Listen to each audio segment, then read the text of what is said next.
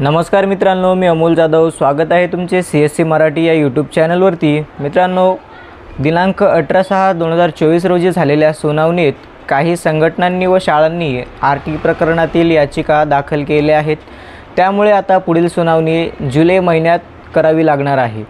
पुढील ही सुनावणी 11 जुलै रोजी घेतली जाणार आहे। शिक्षण विभागाने प्रवेशाची ऑनलाईन लॉटरी काढली आहे, पण न्यायालयात सुनावणी अजून सुरू असल्यामुळे आरटीचा रिझल्ट लांबणीवर जात आहे। काही शाळांनी आरटीच्या जागेवरती इतर विद्यार्थ्यांना प्रवेश दिले आहेत। त्यामुळे आरटी लॉटरीमध्ये ज्या विद्यार्थ्यांचे नंबर लागले असतील त्यांचा प्रवेश कसा करावा असा प्रश्न इंग्रजी माध्यमांच्या शाळांना पडला आहे। 18 जूनच्या सुनावणीत त्यात इतरही CBSE बोर्डांच्या शाळांनी 3 स्वतंत्र याचिका दाखल केल्या आहेत।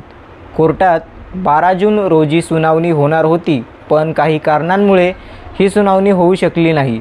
तसेच 13 जून रोजी सुद्धा सुनावणी झाली नाही। 18 जून रोजी झालेल्या सुनावणीत त्यांनी नवीन याचिका दाखल केल्या, त्यामुळे याची अंतिम सुनावणी 11 जुलै 2024 रोजी होणार आहे। त्यामुळे पालकांचा तणाव जो आहे तो वाढलेला आहे। पालकांना अजून आता पुढच्या महिन्याची जी आहे ती प्रतीक्षा करावी लागणार आहे, तेव्हा आपल्याला आरटीचा जो काही रिझल्ट आहे तो समजणार आहे।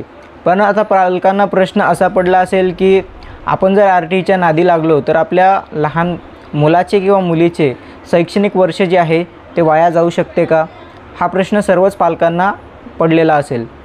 तात्पुरत्या स्वरूपात ॲडमिशन करा असे सर्वजण सल्ला देत आहेत, परंतु तात्पुरतं ॲडमिशन कुठे असं नसतं, तर प्रत्यक्षात तुम्हाला त्या वर्षाची फी जी आहे ती पे करावी लागते। त्यानंतर त्या विद्यार्थ्याचा गणवेश आला, वह्या पुस्तके आली, याचा खर्च एकंदरीत पकडला गेला तर कॅल्क्युलेट करून बघू शकता तुम्ही। तर तुमचा तो एकंदरीत खर्च व त्यानंतर समजा तुमचा नंबर आरटीमध्ये लागला, महिना 2 महिना जे काही टाईम जे लागेल किंवा जेव्हा पण ती रिझल्ट डिक्लेअर होईल त्यानंतर तुम्ही परत एकदा ज्या शाळेमध्ये नंबर लागलेला आहे तर त्या शाळेमध्ये प्रवेश घेणार। त्यानंतर तिथला युनिफॉर्म, तिथली वह्या पुस्तकं, तो खर्च वाढेल। तर एकंदरीत सर्व बघितलं गेलं तर